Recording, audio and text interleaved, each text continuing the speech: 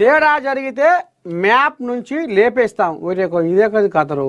పాకిస్తాన్కు army chief warning. Operation Sindoor ఈసారి వేరే లెవెల్. అమ్మో, ఇది అరుచుకోవాలి, పూర్తిగా అరుచుకోవాలి. ఎందుకంటే ఇది అక్కడికి వచ్చే ముచ్చట. ఏడుంది పిరా? ఇగోది. ఈసారి పాకిస్తాన్ దుస్సాహసం చేస్తే భారత్ సంయమనం పాటించదని, మ్యాప్ నుంచి లేపేస్తామని ఆర్మీ చీఫ్ ఉపేంద్ర ద్వివేది హెచ్చరికలు జారీ చేశారు. ఆ దేశం ఎగదోస్తున్న ఉగ్రవాదాన్ని ఆపాలని హితవు పలికారు. భారత్ పైకి ఎలాంటి దుస్సాహసానికి పాల్పడినా పాక్ భౌగోళిక స్థితి మారుతుందని కేంద్ర మంత్రి రాజ్నాథ్ సింగ్ హెచ్చరించిన మరుసటి రోజే ఆర్మీ చీఫ్ సంచలన వ్యాఖ్యలు చేసిన నేపథ్యంలో ఏదో జరుగుతుందనే అభిప్రాయం బలపడుతుంది. గుజరాత్ నుంచి కరాచీ దారి ఉందనే విషయం మర్చిపోవద్దని పాకిస్తాన్ను తీవ్రంగా హెచ్చరించారు. భారత army chief general Upendra Dwivedi Pak దేశ ఎజెండాగా ఎగదోస్తున్న ఉగ్రవాదాన్ని ఆపకపోతే ఈసారి తాము సంయమనం పాటించేది లేదని తేల్చి చెప్పారు. ఈసారి ఆపరేషన్ సింధూరు 1.0లో లాగా సంయమనాన్ని పాటించము. పాకిస్తాన్ తన భౌగోళిక రూపాన్ని కాపాడుకోవాలనుకుంటుందా లేదా ఆలోచించుకునేటట్లు ఈసారి చేస్తాం.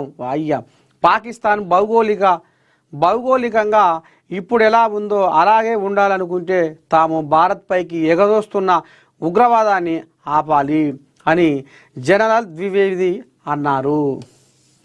అని పిల్లగా ద్వివేది అను. ఇక మా కోయా కూడా అనొస్తలేదు, పేరు గమ్మతుంది. ఇక పక్కలోనికి పంచాయతీ అయితే ఆన్నో ఈన్నో తీట పంచాయతీ పుడితే ఏమంటారు? ఆఖరికి వస్తున్న కల్లా నువ్వు లెస్స వెళ్తున్నావు, నువ్వు పొయ్యి మీద మరి ఇక పెంక మీద పేరపిత్తు లేక పేలుతున్నావు, ఎగిరేది ఎందుకు పొంగేది ఎందుకు అంటే అనుగుతందుకు. ఇక ఇప్పుడు పాకిస్తాన్ వాళ్ళు కూడా అంటే మరి ఎవని హిమ్మతి దొరుకుతుందో ఎవరితో లోపడంగా సోపత్ చేస్తుర్రో కానీ ఇక ఇప్పుడు మళ్ళా ఉగ్రవాదానికి తెరలేపుతుర్రు. ఎట్టుబట్టి పడగ విప్పిన తాజ్మాము లెక్క ఏడంగా కాటేయాలి, ఎట్లా కాటేయాలి అనేది అగో మళ్ళీ చూస్తున్నాయట పాకిస్తాన్ కోయాలి. అందుకనే మన ఆర్మీ చీఫ్ ఉపేంద్ర మొత్తానికి ఇక మరి అసలు మీరు భూమి మీద ఉండదలుచుకోలేదా?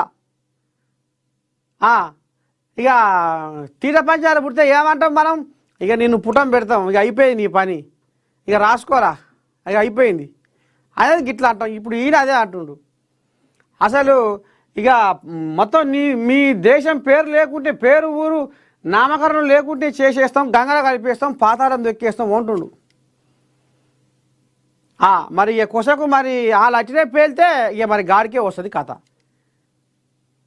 పేలాటము ఇక మన ఊర్ల పంట కూడా చూస్తుంటాం పేలాటం. ఇక కొంతమంది పేరి పేరి పేరి పేరి పేరి పేరి ఇక అనిగి ఇక వంతరు, మంచిగా చెప్తే వినరు. అరే పేలకురా మా అమ్మగాని వద్దురా, పేలాటం వద్దురా, అహంకారం వద్దురా, పొగరు వద్దురా, బలుపు వద్దురా, నిమ్మతంగా ఉండురా, ఎట్లా ఉన్నోనివి గట్టినే ఉండురా, ఎందుకురా ఎవరి హిమ్మతి చూసుకొని పేలుతున్నావురా అని ఊర్ల పూట అంటున్నాడు చూడు పంచాలు పుడితే. ఇగో ఇప్పుడు ఇదే కథ.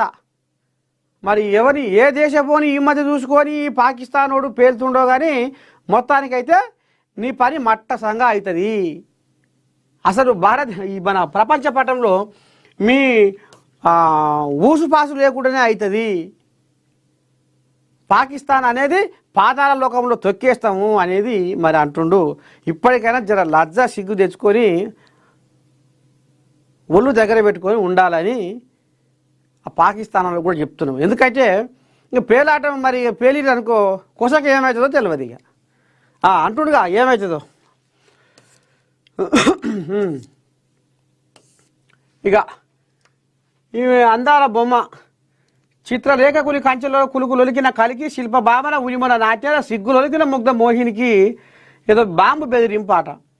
సీఎం స్టాలిన్ ఇంటికి కూడా మరి ఇదేం కథ ఇది కూడా అరుచుకుంటేనే బాగుంటుందిగా, ఎందుకంటే అలా ముఖ్యమంత్రి స్టాలిన్ కూడా కథ జరుగుతుందంటే ఏదో చూద్దాం.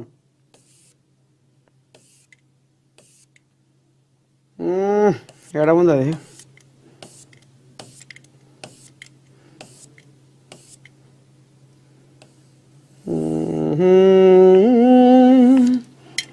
సరే ఇక ఇవకంటే బాంబు బెదిరింపాట మరి ఎట్టేట సంగతో ఏం కథో. ఇక పోతే సొంతూరులో సీఎం రేవంత్ దసరా. సొంతూరులో కొండారెడ్డి ప్రజలతో కలిసి సంబూరం, కొడంగల్ ప్రజలతో ఆత్మీయ కలయిక.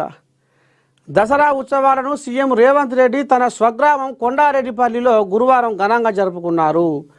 నాగర్ కర్నూలు జిల్లా వంగూరు మండలం కొండారెడ్డిపల్లికి హెలికాప్టర్లో కుటుంబ సభ్యులతో కలిసి ఆయన చేరుకున్నారు. ఈ సందర్భంగా సీఎం రేవంత్ రెడ్డికి నియోజకవర్గ ఎమ్మెల్యే డాక్టర్ వంశీకృష్ణతో పాటు గ్రామస్తులు గజమాలతో స్వాగతం పలికి ఆయనపై పూలవర్షం కురిపించారు. అనంతరం ఆ గ్రామంలోని శ్రీ ఆంజనేయ స్వామి దేవాలయంలో స్వామివారిని దర్శించుకొని సీఎం రేవంత్ రెడ్డి ప్రత్యేక పూజలు నిర్వహించారు.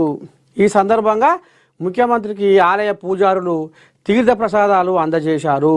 ఆ తరువాత తన నివాసానికి